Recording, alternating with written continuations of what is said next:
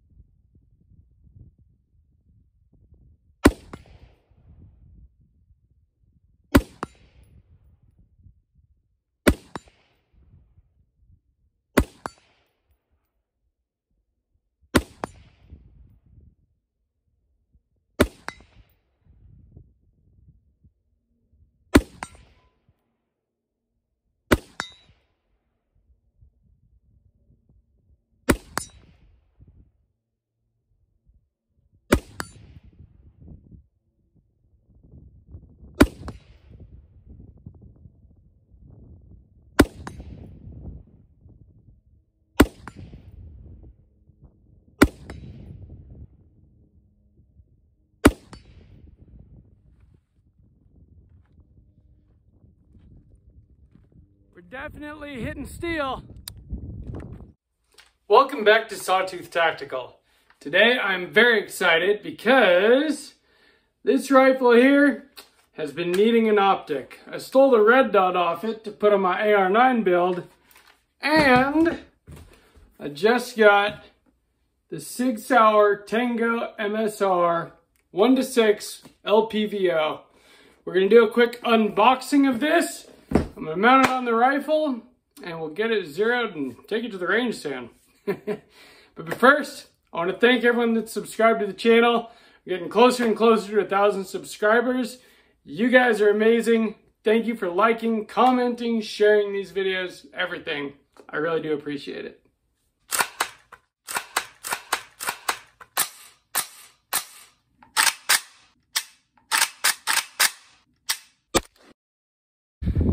SIG Sauer Tango MSR 1-6 power. We were just shooting 100 yards with at 6 power. Now I want to see how good it does at closer range stuff, you know, turned all the way down. So let's see how that goes.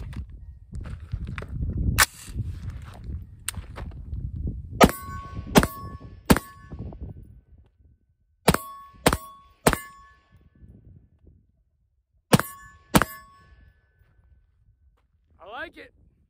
So this is the SIG Tango MSR 1-6 LPVO. Let's check it out. So pull off the top of the packaging there.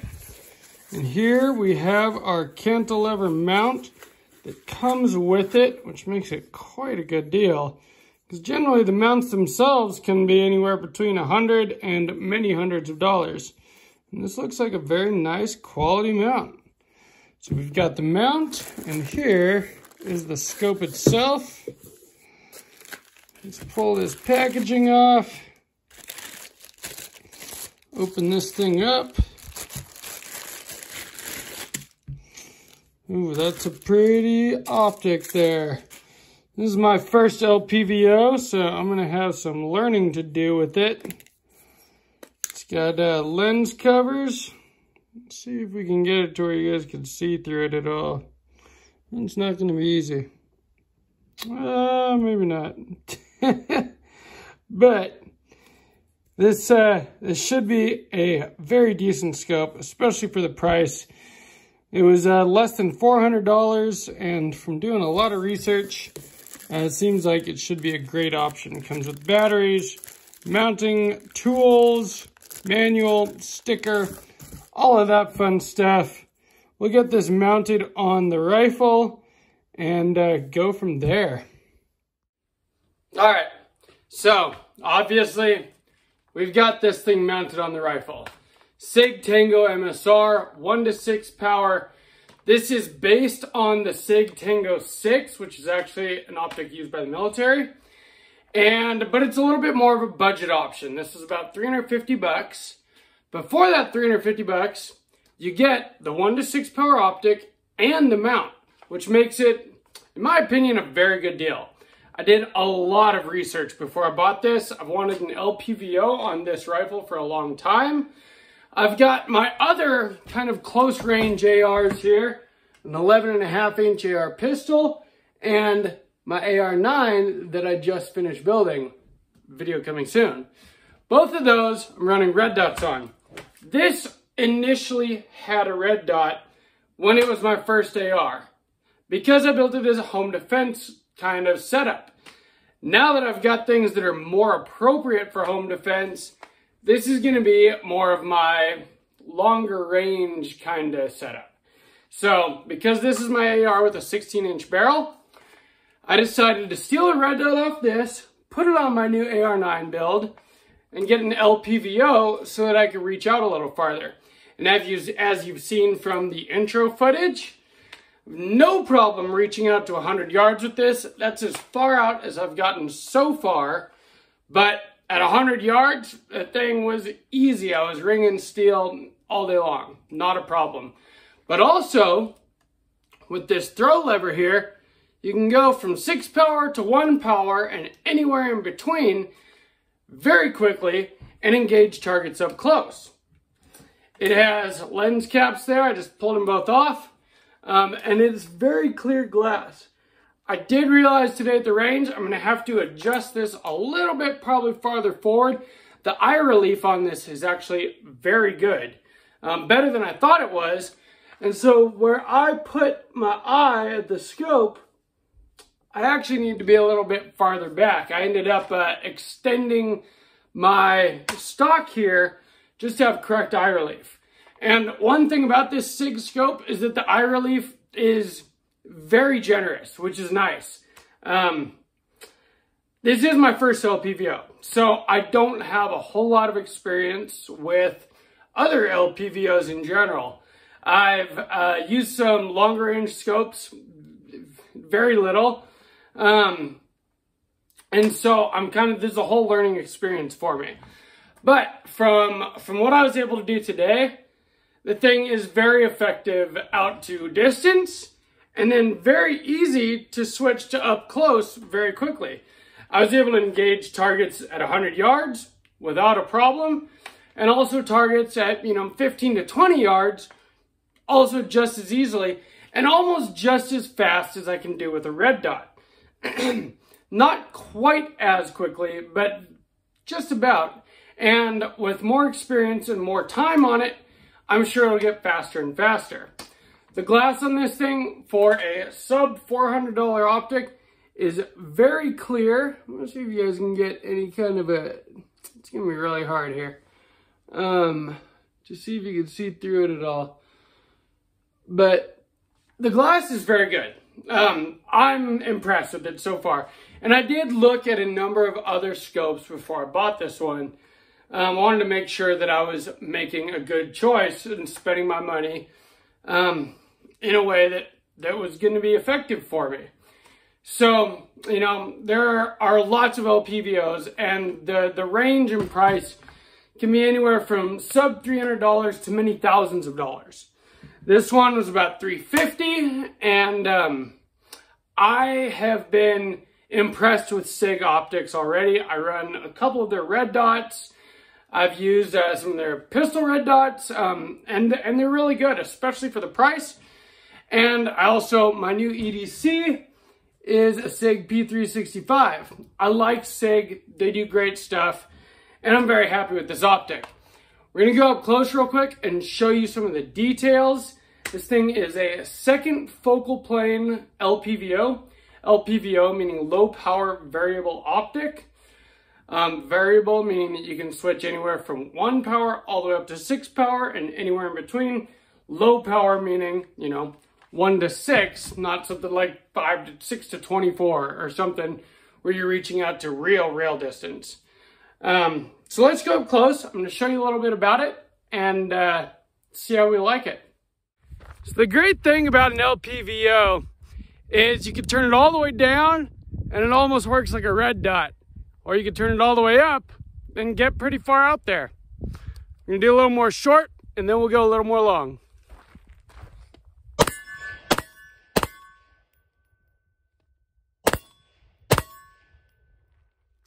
All right, let's stretch it out. So since we did the unboxing at the beginning of the video, I don't really need to show you all the packaging, all that stuff. It was packaged very nicely. That doesn't matter a whole lot to me because you only deal with the packaging once. But there are some great features to this LPVO. First thing I've noticed is this line right here. And this made it really easy for me to level it, because if you've ever had to level a scope before, you know that it can be very difficult to get it just right. And if it's not just right, then your windage adjustments aren't going to be level. And so it's very necessary that you get that leveling just right. It did still take a little work, even with this line. You have to look through the scope. It has, as far as the actual reticle goes, there's 2 lines in from the side and 1 from the bottom. And so when your eye is in the perfect spot, you can see that one from the bottom. As long as it's vertical, that helps you out quite a bit. I'll show you what that reticle looks like right now. Now, because it is very difficult to look through the scope with the camera that I have, this is what the reticle looks like. And these are those 3 lines I was talking about. Now, that ring around the center dot is illuminated, and it has 11 adjustments from 1 all the way up to 11. 11 being very bright, 1 being very dim, and everywhere in between. And those adjustments are made right here with this knob. Very solid clicks, easy to adjust, and it does get very bright for engaging things at close distance if you need an illuminated reticle. The reticle is etched though, so that was another thing. It sits fairly low with this mount. I had backup iron sights on this gun, and my rear sight didn't quite fit underneath this. Now, I'm sure I could probably find some backup irons that will fit underneath it, but I ended up taking those off and using them on my AR9 as well, and I'll have to find some backup iron sights for it. Although, with an etched reticle, I don't really need them, because even if the battery dies or something, you can see that reticle perfectly fine. And shooting it today out at the range, I did not need any illumination on it whatsoever. Now, the way this BDC works, and I'm not an expert yet by any means, but each of these hash marks is basically the average shoulder width of a person at varying distances, 100, 200, 300, 400, all the way up to 800 yards. These have to do with wind, these ones out to the side. And anyway, it's a reticle that is very useful. I'm gonna have to learn all the stuff about it. I don't know exactly yet, but you can use these for moving targets at varying distances and all that. And it's because it's second focal plane, it's a reticle that is made to be used at 6 power. That's when these all work for those distances. So you zoom all the way in, and then you can use these as a bullet drop compensator when you're out at greater distances than 100 yards. So you zero it at 100, which I did today. And then at distances past 100, you know, that's what your bullet drop should be. And you can use those, like I said, those are the shoulder width of an average person at those distances to be able to give you an idea of how far away you are from your target. So this right here is how you adjust your illuminated reticle from completely off, which is how I ran it today at the range because it was very bright out, all the way up to 11 if you need. I kind of love that. Turns up to 11. It's an inside joke for those of us that used to play in rock bands. It gives you the torque specs that you need on the mount, which is very nice. 25 inch-pounds, and also right here, 65 inch-pounds to torque it down onto your rail. Very cool. Again, like I said, gives you this line that shows you where level is. It has a throw lever, which makes it very nice and very quick to adjust your power there. Now, it is slow enough to not be jerky or anything, but fast enough to adjust on the fly if you need to. One of One of the clips I got today at the range, I had it at 6 power. I was engaging a target at 100 yards, stood up, threw it over to 1 power, and engaged the target at about 20 yards very quickly and easily. So it also has a diopter adjustment, and that is underneath this cap here. But basically, oh, I'm actually turning it right now. Anyway, your diopter adjustment there, that is how you can clear up your reticle if it's not perfectly clear for you. Depends on how your eyes work. It shows you right here what your adjustment is as far as your power for, you know, from 1 all the way up to 6. It's about 180 degrees is the full throw. Right here, you have your elevation. These are capped. So, and like I said, because it's second focal plane, you basically set your windage and elevation. You don't adjust it as you're shooting. You use your BDC for that. And they are half MOA clicks, which makes it very easy to get it just really accurate. This one is your windage. And it only took me a few shots today to get it very, very close. It might need a little more dialing in, but I was ringing steel without a problem. All right, we're gonna go back out to 100 yards and see how we do.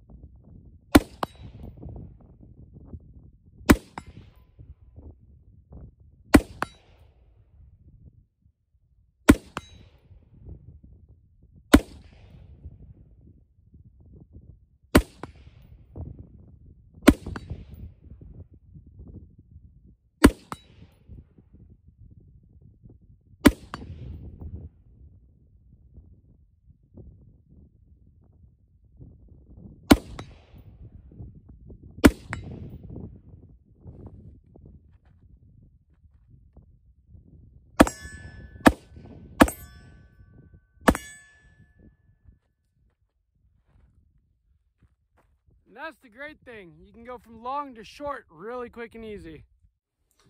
So I'm very, very happy with this LPVO. I've wanted to get a low power variable optic for a long time. But they cost a ton of money, you know, especially if you want to go really high end. Since this is a Smith & Wesson M&P 15 Sport 2, you know, I feel like I've built this rifle to be a budget rifle, but I've put very good quality parts on it, and it's very effective for me. It's Smith & Wesson makes a very high quality product at a great price point, and so does SIG when it comes to their optics. And I think that this LPVO is a perfect match for this 16-inch rifle. I had a lot of fun today reaching out to 100 yards.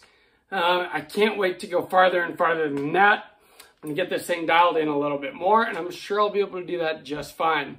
If you are looking for your first LPVO, or you're just looking for an LPVO that's a great value, I highly recommend the SIG Tango MSR 1:6. They also make a 1:8 and a 1:10 at not much more of a price point. So if you really want to get out there farther and farther, those are great options for you. So anyway, I hope you enjoyed this video. I really like this optic. Once I get it super dialed in and get out to some major distances, I'm sure we'll do another video about it. But I really do appreciate you guys. Please like, comment, share, and definitely subscribe to the channel. Check out my Patreon link down below. If I reach 500 Patreon subscribers, we're going to give away a gun or something. We're going to do something really cool for you guys if that happens. And I've also got an Amazon affiliate link down below. If you click on that, you can actually find this optic on Amazon at the best price that I've found it online lately. That's where I got it. It was 350 bucks on Amazon, and I actually got it even a little bit cheaper than that. Amazon makes deals. So check this out. I will link to this optic. But if you're not going to buy this scope, if you click on my link, anything else that you get from Amazon within the next 24 hours gives my channel a little kickback. Really helps pay for things like these scopes. So anyway, from Sawtooth Tactical, stay strapped or get clapped. Until next time.